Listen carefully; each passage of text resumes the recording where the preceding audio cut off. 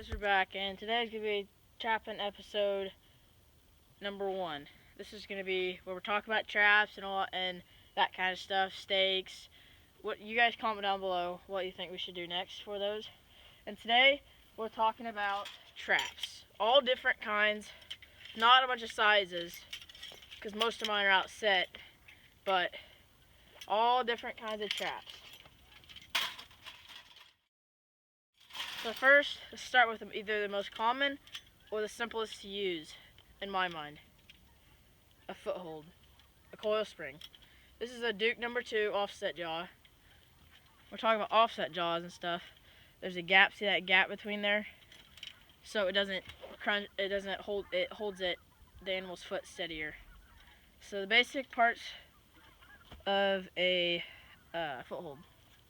We have the dog, the springs, the pan, the jaws, the levers, the chain, swivels, and more swivels. Alright, so how you set this is you compress these springs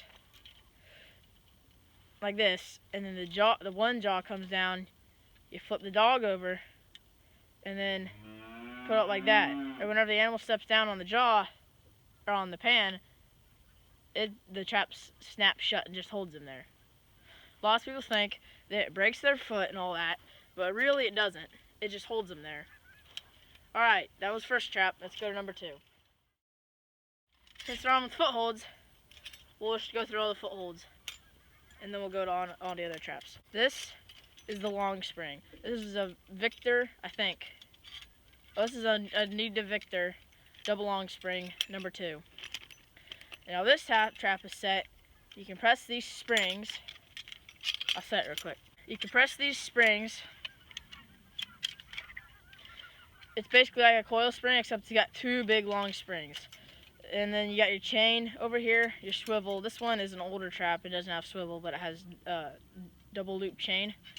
And it's got the same. It's got the jaws, springs, base plate, springs, pan, dog. It doesn't have levers because these are the springs. You act like it uses levers. So, you got this trap. And then you notice how the jaw does not set flat. When you pull it towards the dog, it lets that set flat or a little bit below flat. And then there's a cool way to set it off. You flip the jaw over so you don't get set, and then boom.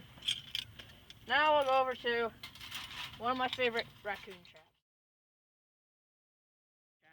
This is a Duke dog-proof trap. Now there's tons of brands, and the way it works is you got the spring, you push it down, it's got a really long dog, and then you put on this little trigger right here. If you look right down in there, I don't know if you can see that, but there's a little bar that they go and you put food in here. You use whatever you want, cat food, fish pellets, corn. They sell a bunch of stuff. And then you stake it, you put this in the ground, and you tie this off, wire it to a tree, stake it. You gotta make sure this is snug, because then the way it fires is to get down there and pull up on the trigger. That's how the Dukes work. But lots of the other traps, like the Z trap and all them, sometimes they're push or pull. So when you push on it, it can fire, or if you pull on it, it fires. Depends on what you want. And then yeah. Use basically any kind of bait in that, as long as it doesn't freeze, if it's going to freeze.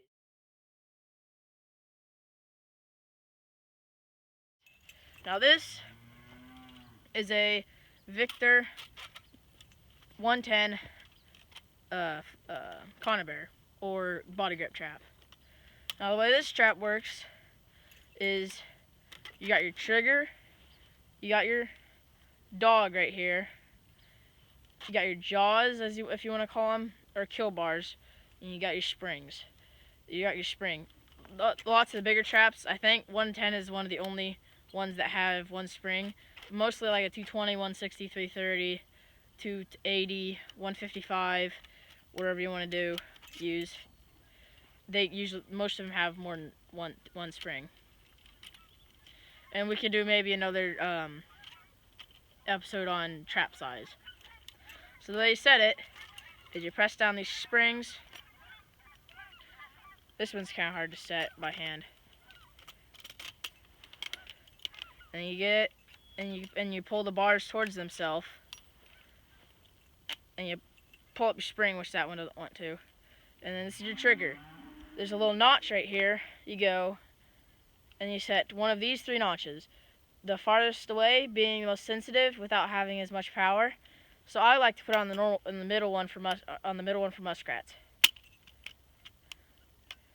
Right about, if I can line it up, right about there. Now these traps, they also make setters. They make setters for a bunch of other traps, but these, I use these on my 220s and 160s. This is just one you can get off Amazon or any supply house or anything for like $7. And then you compress the springs. This one didn't really set right, but you compress the springs, and then makes it a lot easier, especially with the bigger traps, especially the 330s. It's a lot easier to set them.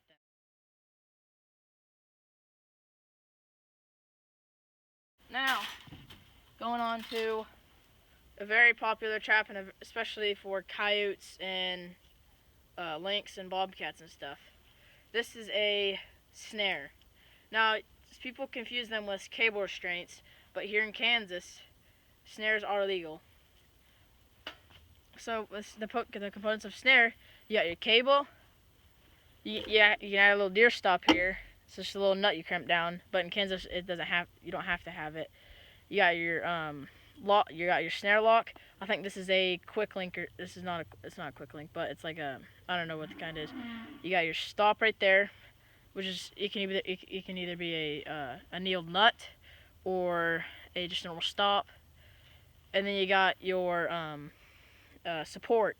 So you can stick your wire or whatever you're using through here. There's these. This is, I think, 1/4 inch clear tubing for like medical stuff.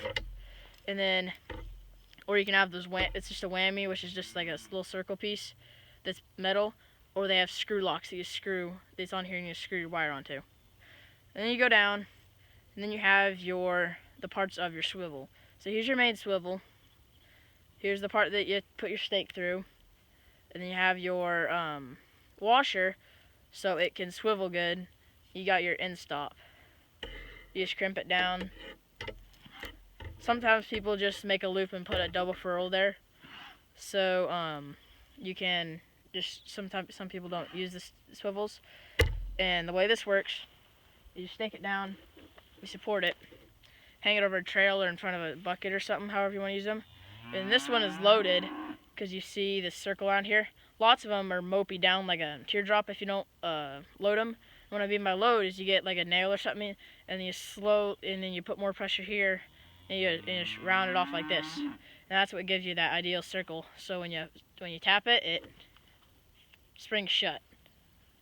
Now a cable restraint, it's basically the same thing. It's got all the same components, except for this right here.